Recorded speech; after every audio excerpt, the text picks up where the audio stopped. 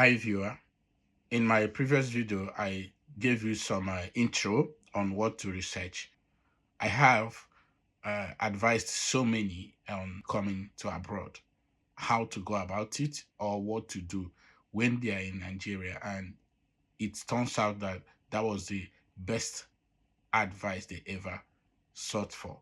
Yes, it's a good thought to move abroad, to move to UK with student visa or with any other sponsorship visa. But what you need to know is first what those visas can afford you when you're in the country, what you're eligible to to do, to have, and also what you have access to, the privileges accompanying those visas. For instance, I'm going to talk about the student visa today. On the student visa, you have 20 hours to work in UK. So assume you want to move to UK with your family, and you also depend on that visa to work and feed your family, to pay rent, to pay all the bills, and including your school fees. What do you need to do? How can you work 20 hours every week and be able to afford to feed your family, even if it's family of one or two? In Nigeria, rent is paid yearly and is paid a whole sum, even though it's just 1 month, amount here that you pay in Nigeria for a year. So it's totally different. I'll give you an instance.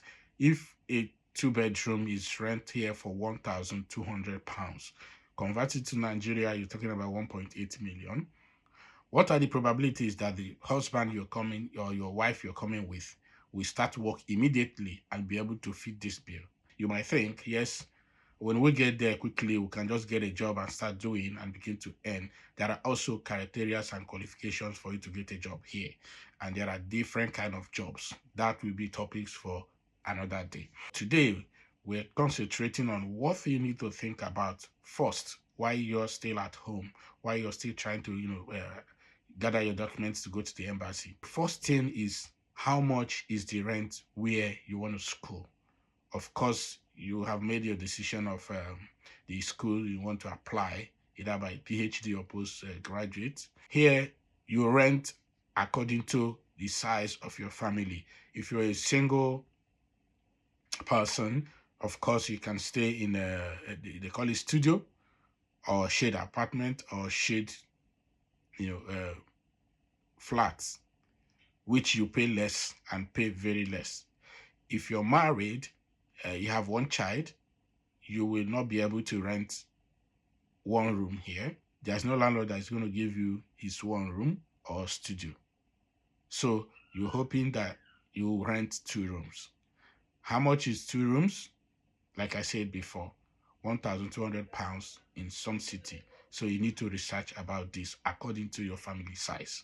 That you came here, you have 20 hours to work, and job pays how many pounds per hour? £11 or £13, the least job you would get here easily. Let's assume you started warehousing or care job.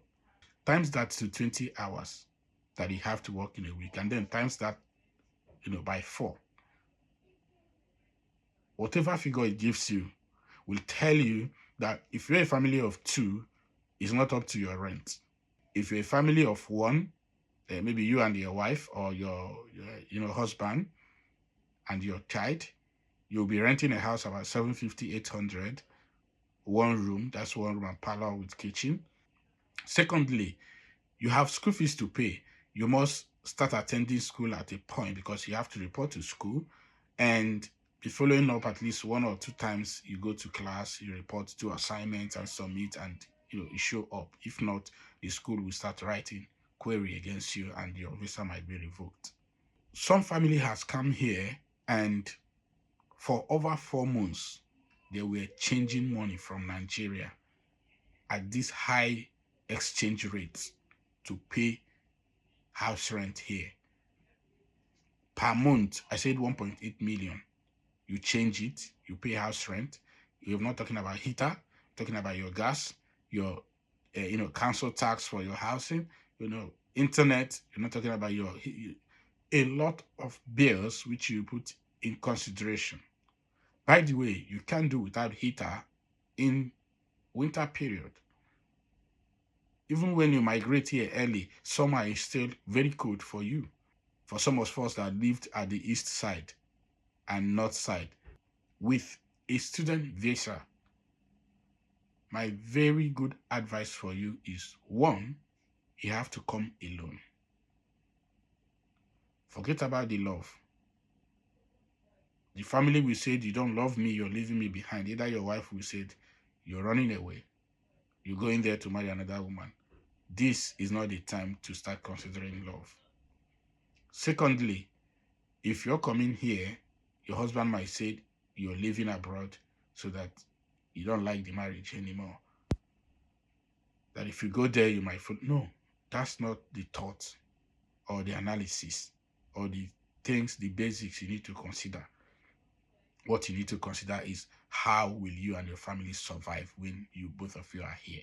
And when you arrive here, you go to your school and do your documentations, get a house according to the size of your family, get you know to calculate some bills and calculate how much you should earn, and begin to look for work that will enable you earn that, or begin to make plan for your husband on what he needs to do in Nigeria, the courses he needs to take. If it's a care job he wants to do here, there are courses online that he needs to take those courses right back there in Nigeria, not in here when he's already here.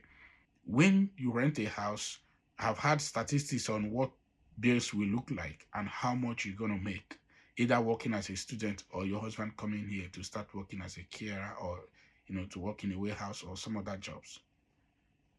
Then you can begin to plan on your family coming to join you, so that when they are coming, already you have been able to rent a house. By the way, there are procedures for renting houses in UK here for a new migrant. Landlord, housing agent has a lot of priorities. Sometimes, if you're on a student visa, they choose those that are already working. Even those that are already working, the kind of job you do also determine whether landlord will accept you to rent his or her home.